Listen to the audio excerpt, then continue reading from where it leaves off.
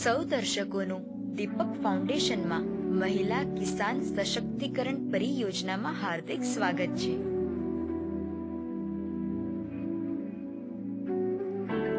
અમૃત જલ જમીન અને પાકમાંથી થતી જૈવિક ખેતીમાં ખૂબ જ મહત્વનું પોષણ તરીકે પુરવાર થયેલ છે।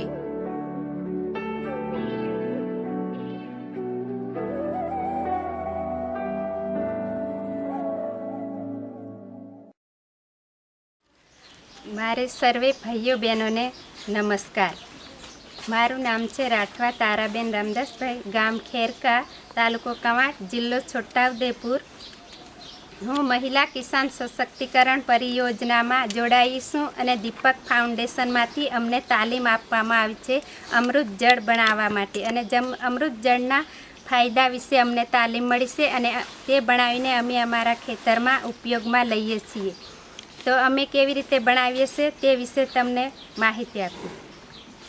ગૌમૂત્ર, ગાયનું છાણ અને ગોળ અને પાણી મિક્સ કરીને ડોલની અંદર ભરી દેવાનું છે અને દિવસમાં 3 વાર હલાવવાનું છે, સવાર, બપોર અને સાંજ।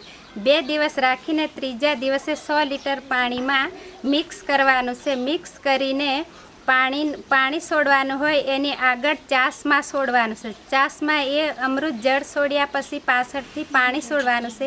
પાણી છોડ્યા પછી અમારી જમીન દવા ખાતર નાખીને ગામડાના લોકો બેક્ટેરિયા મારી નાખ્યા છે, એટલે ફરીથી અમે બેક્ટેરિયા ઉત્પન્ન કરવા માટે અમૃત જળનો ઉપયોગ કરીએ છીએ અને અમૃત જળનો ઉપયોગ કર્યા પછી અમારી જમીન ફળદ્રુપ બનશે।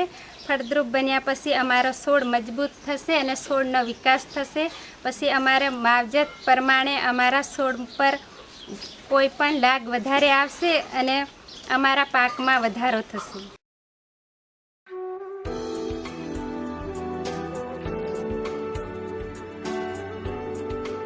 અમૃત જલ બનાવવાની સામગ્રીમાં 1 લીટર ગૌમૂત્ર, 1 કિલો ગાયનું છાણ અને 1 કિલો ગોળનો સમાવેશ થાય છે।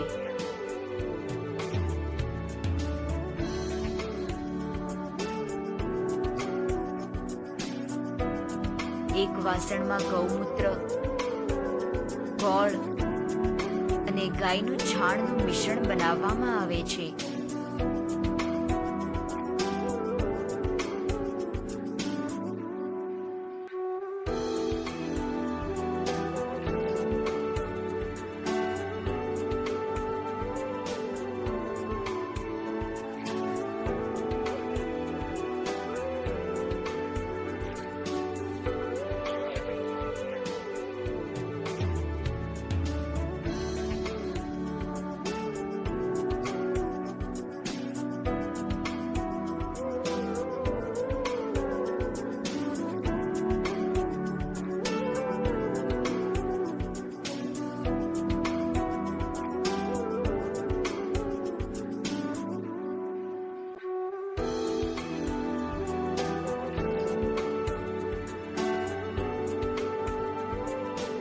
બધા પદાર્થો મિશ્રણમાં સરસ રીતે ભળી જાય એ માટે પાણી નાખીને એને ફેરવવામાં આવે છે।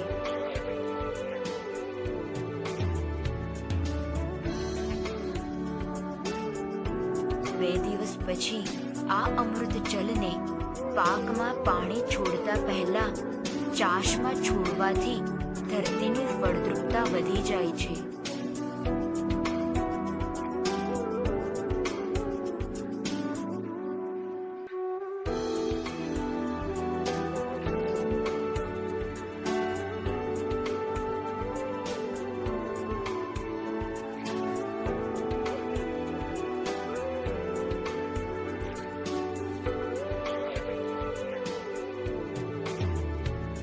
અમૃત માટીને અમૃત જલમાં ખેતરની માટી નાખીને બનાવવામાં આવે છે।